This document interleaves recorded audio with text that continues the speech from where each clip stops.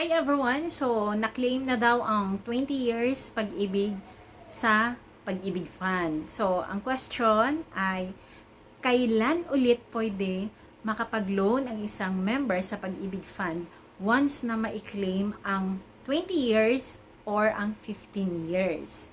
Okay.